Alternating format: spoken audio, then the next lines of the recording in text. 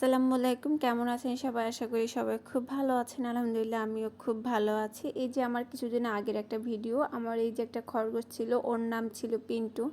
আমরা 3 বোন 3টা খরগোশ কিনেছিলাম, কিন্তু কারোর খরগোশই এখন নেই।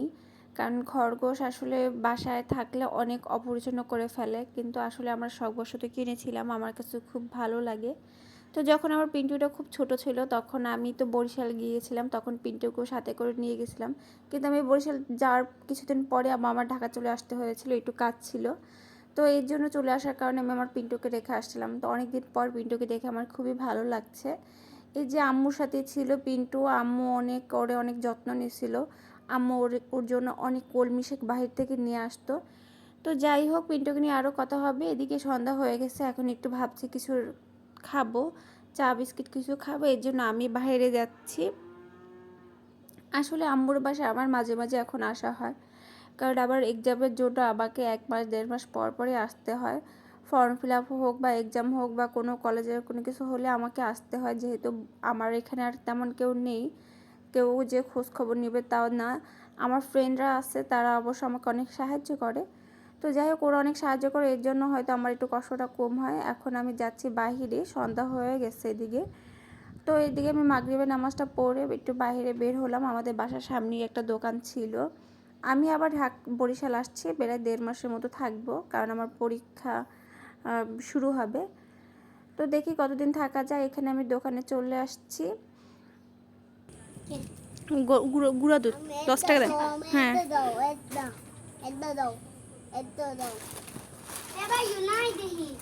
নাই 10 টাকা দামেরটা নাই।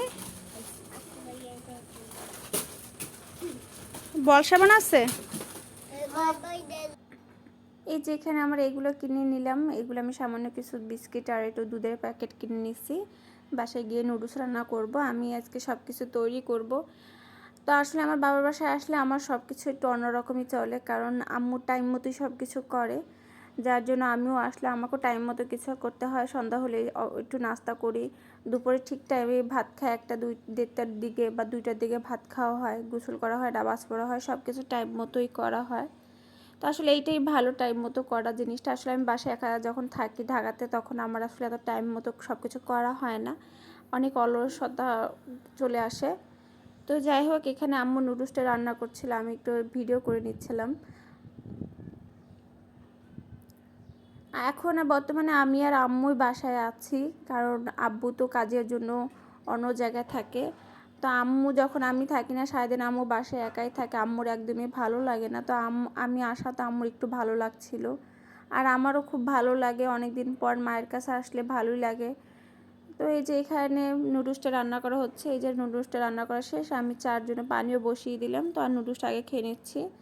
আর এদিকে আমার পিন্টুকে কোথাও খুঁজে পাচ্ছিলাম না, যেহেতু আমাদের রুমের সাইডে বারান্দা ছিল। খুবই ভয়ে ছিলাম, ও খুবই দুষ্টুমি করে, ভেবেছিলাম হয়তো নিচে পড়ে গেছি কিনা, ওরে অনেকক্ষণ থেকে খুঁজতেছিলাম।